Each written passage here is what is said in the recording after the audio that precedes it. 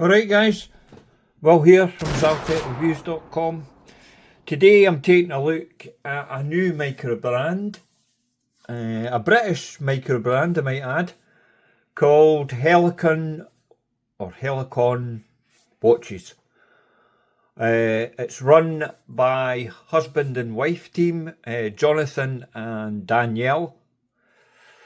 And, well, what can I say about it? It seems to be quite popular, well, like on Instagram and everything else.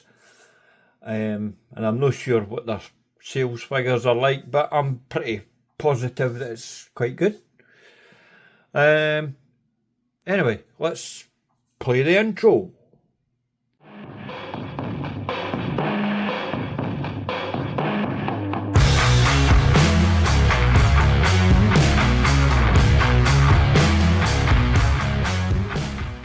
Right guys, let's get into it then.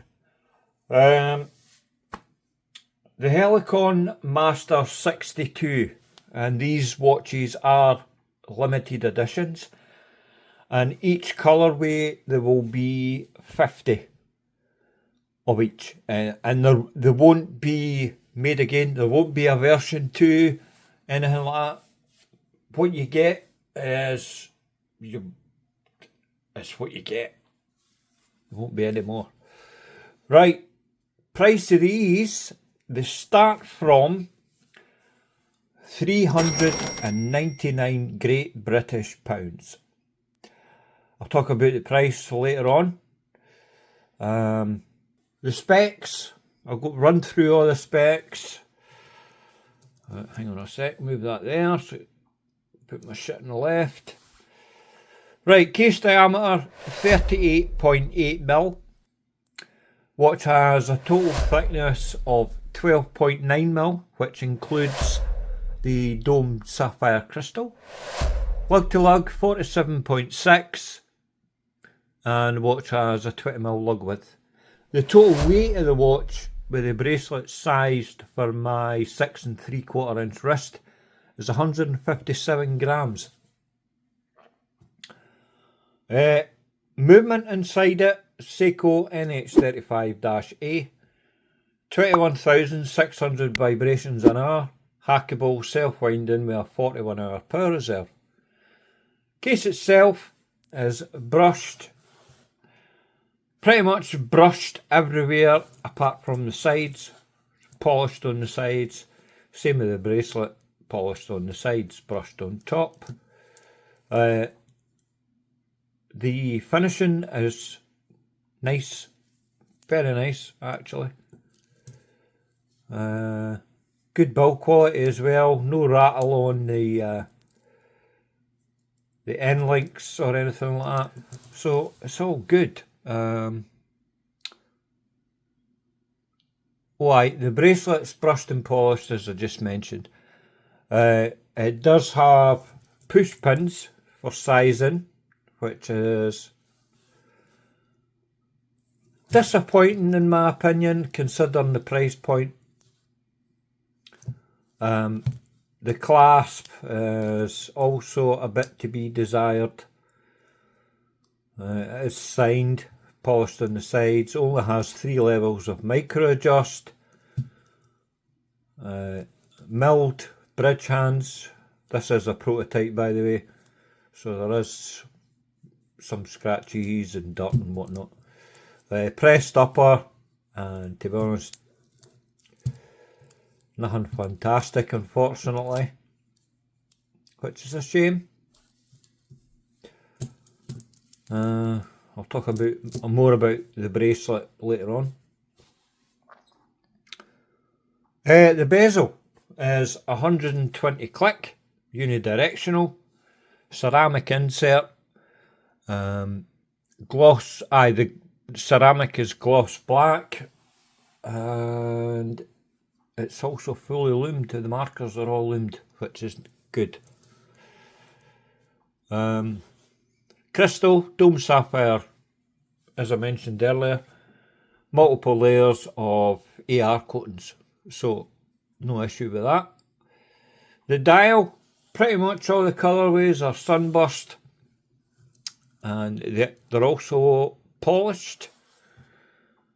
Sorry, they're not polished. Well, it's lacquered, and it is nice. That's a more. You see, sometimes you can see it looks kind of dark red. Other times it gets a bit brighter. They call this claret red. And I'll mention the other colourways later on. I'll show you them all, pictures and stuff.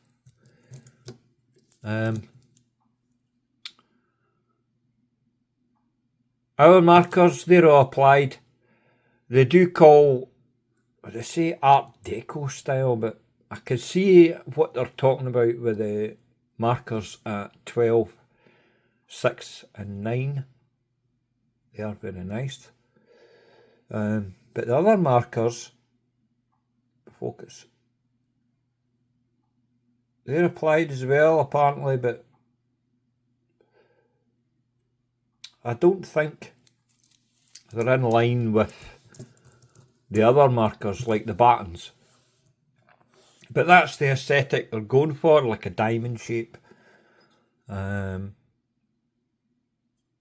they are applied and they are filled with loom, and the loom on this is actually bloody good, actually, because they're using Super Luminova C3. It's not X1 grade, but it's still bloody good, I'll tell you. I've got B-roll of the loom and all that, or I've seen it by now.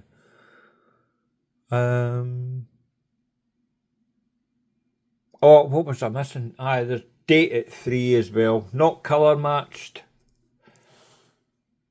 which I think that would have been a good option, or even white for the light coloured and black for the darker colours. Water resistance is 200 metres. Case back is solid. Screw down, and it also has this custom pearl diver artwork, and there's also a unique serial number on it, which is good. The crown, 6mm. I think with the shape of it though, I think it's too small for this watch. It is screwed down though, which is good. And it's also signed. That is in it. Aye. Excuse the marks and whatnot on it. It's not done by me. Right, colour options. You have this one, claret red. Then you have one called XMBE blue, which it's like a dark blue. It's nice. Probably in fact, no. It doesn't matter. Lichen green, which a kind of weird colour. Well, I don't like green watches, so I kind of call it weird. Granite black. Blue hour, which is like a two-tone style, and iridium orange. You can buy these now direct from Helicon watches, and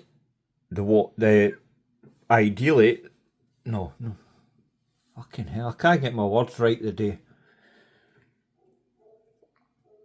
Watch has a 2-year warranty, which is great. Now, what do I think of this watch? I think it's a nice watch, however, it's overpriced for what you're getting. You have to really, as a new brand, you have to really look at the competition and not just price a watch at what you want to get for the watch. You have to look at the competition so you're competitive price-wise. Now, as I say, the watch is nice, right? However,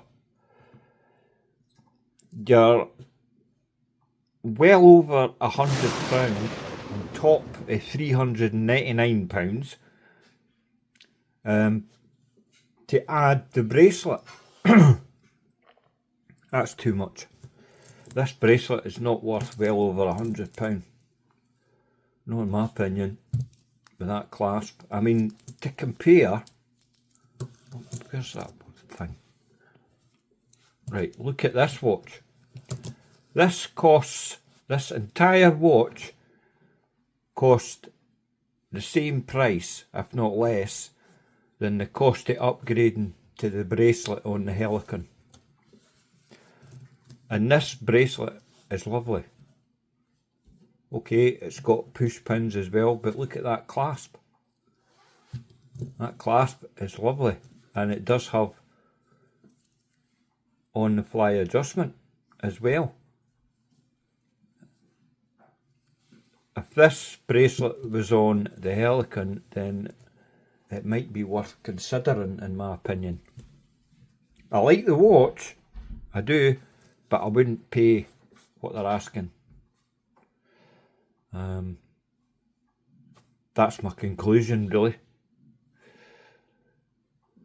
If you could stomach the price, we'll buy it, because it is a lovely watch.